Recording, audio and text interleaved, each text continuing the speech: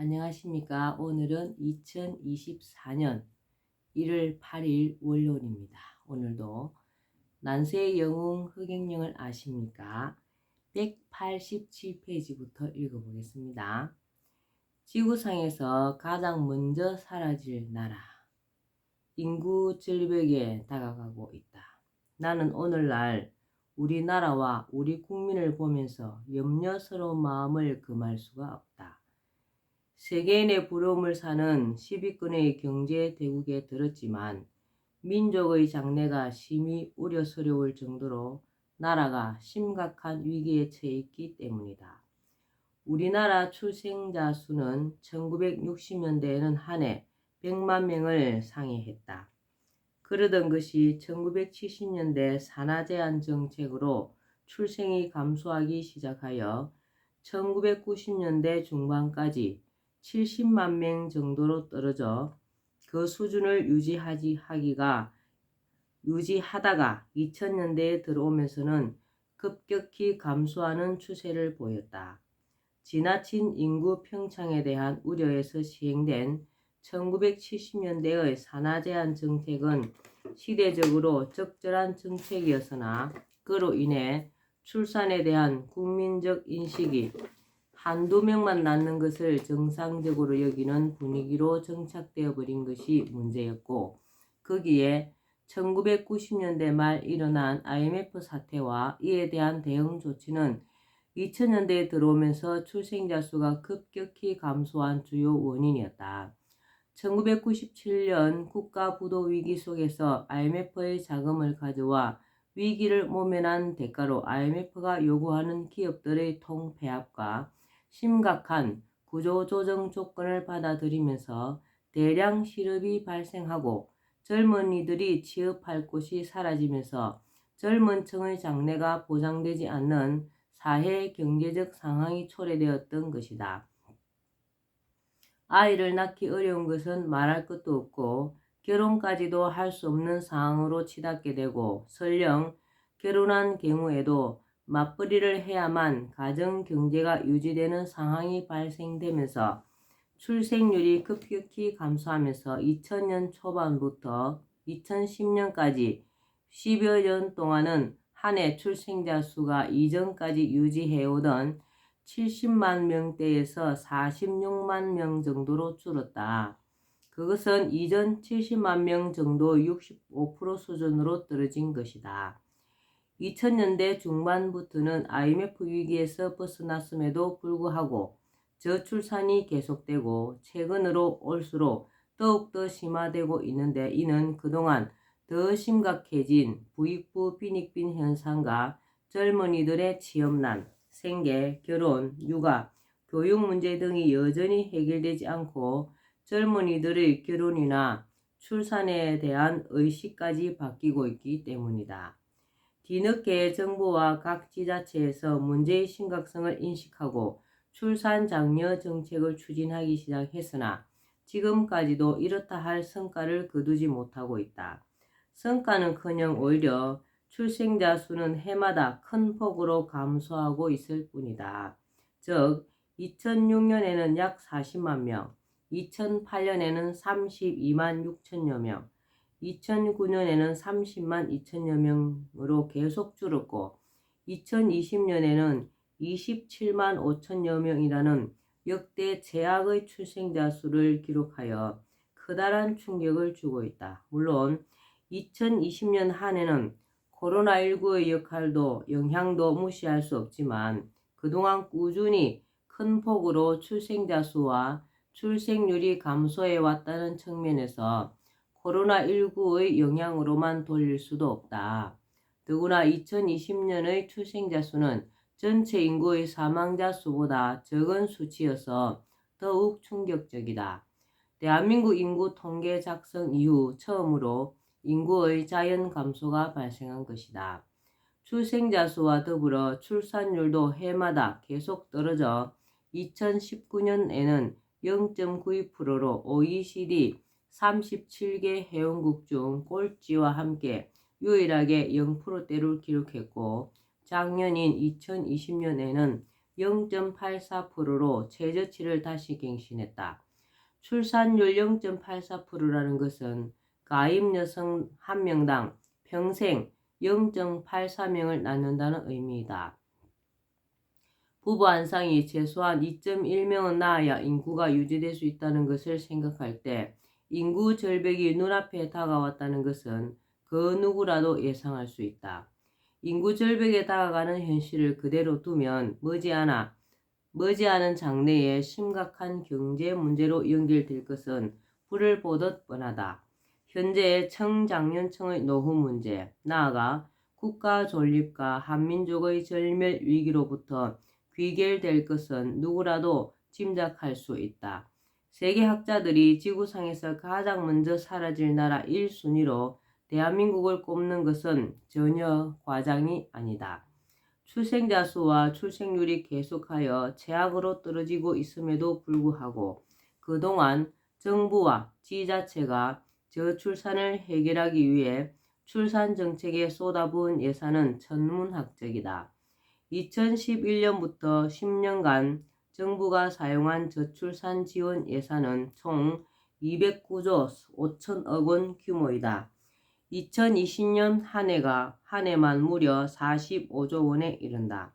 그러나 이러한 천문학적인 출산 예산을 쓰고도 오히려 4년 전보다 한 해 5만 명을 덜 낳는 이상한 일이 벌어졌다.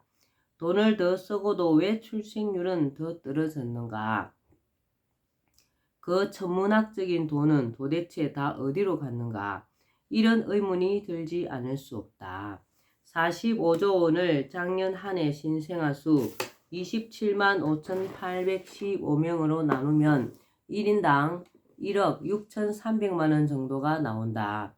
그것을 산모들에게 직접 나누어 주었다면 지금 어떤 상황이 전개될까를 상상해 보면 지금 우리나라의 출산 정책 방향과 방법이 얼마나 잘못되었는지 짐작할 수 있다.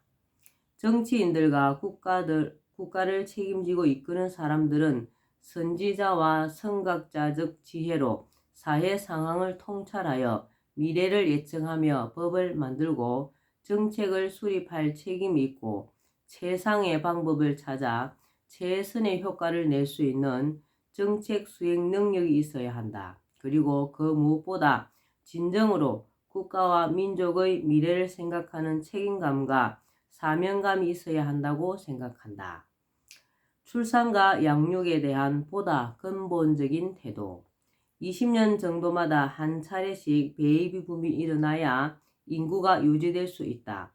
1958년에 베이비붐이 일어났으니 1978년, 1998년에 베이비붐이 일어났어야 했다. 그러나 베이비붐은커녕 출생아 수의 지속적인 급감이 있었을 뿐이다. 앞으로 인구 절벽은 불을 보듯 뻔했다. 지금 정치인들과 지자체들은 이제야 내가 이전에 만들어 놓은 국가혁명당의 출산 정책을 흉내내느라고 정신이 없는 것 같다. 나는 정치인들의 건시안을 탓하지는 않는다. 그런데 그 정책만 흉내내어서는 해결이 되지 않는다는 것을 분명히 하고 싶다. 아이가 태어난 가정에 상당한 금액의 현금을 지급하면 출산율이 높아질 것은 예상할 수 있지만 예산에 한계가 있는 지자체들이 그러한 정책을 지속하기란 쉽지 않다. 그리고 저출산 문제는 단순히 출산 하나만의 문제가 아니다. 취업, 결혼, 육아, 불안한 사회 환경, 국민의 의식 등이 복합적으로 작용하여 나타난 문제이다. 따라서 출산 정책은 이런 문제들을 동시에 해결해 갈 수 있는 종합적인 대책과 함께 실시되어야 효과를 발휘할 수 있다. 단지 얼마 줄 테니 아이를 낳아라라고 해서는 해결될 일이 아니다. 먼저 국민의 소득이 안정됨으로써 생계 걱정이 없어야 하고 결혼을 할 수 있는 여건이 마련되어야 하고 그런 다음 출산에 따른 지원을 해야 하는 것이 순서이며 또 추후 아이가 자라서 행복하게 학교도 다니고 결혼도 하고 취업도 가능한 사회가 되어야 아이 낳는 것을 두려워하지 않는다. 그리고 의식교육도 따라주어야 한다. 출산을 위한 지원 금액도 최소한 5천만 원 정도가 되어야지 몇십만 원, 몇백만 원 정도의 아이를 낳고 싶은 마음이 들지 의문이다. 정책을 수립하고 추진하는 사람들은 이러한 점을 유념하여 실효성 있고 지속 가능한 대책을 수립해야 할 것이다. 사라져야 할 법과 제도, 기관. 나는 그동안 현재 우리나라에 존재하는 10가지 악법이나 잘못된 제도의 철폐를 이야기해왔다. 사라져야 할 10대 악폐는 나는 김영란법, 금융실명제, 헌법재판소, 수능시험제도, 상속세, 노동조합, 전교조, 쌍벌제, 교도소, 징병제를 꼽고 있다. 현재 우리나라는 이러한 악법과 제도에 꽁꽁 묶여 경제와 정치, 교육을 망치고 부정부패와 사회 갈등이 심화되고 있는 형국이라고 볼 수 있다. 특히 김영란법, 금융실명제, 노동조합, 상속세는 경제를 멍들게 하는 것들이다. 김영란법의 정식 명칭은 부정청탁 및 금품 등 수수의 금지에 관한 법률이다. 2015년 3월 27일 제정된 법안으로 2012년 김영란 당시 국민권익위원회 위원장이 공식 사회의 기강을 확립하기 위해 이 법안을 발의했기 때문에 흔히 김영란법이라고 불린다. 애초 법안은 공직자들의 부정한 금품 수수를 막겠다는 취지로 제안된 것이지만 입법 과정에서 적용 대상이 언론인, 사립학교 교직원 등으로까지 확대됐다.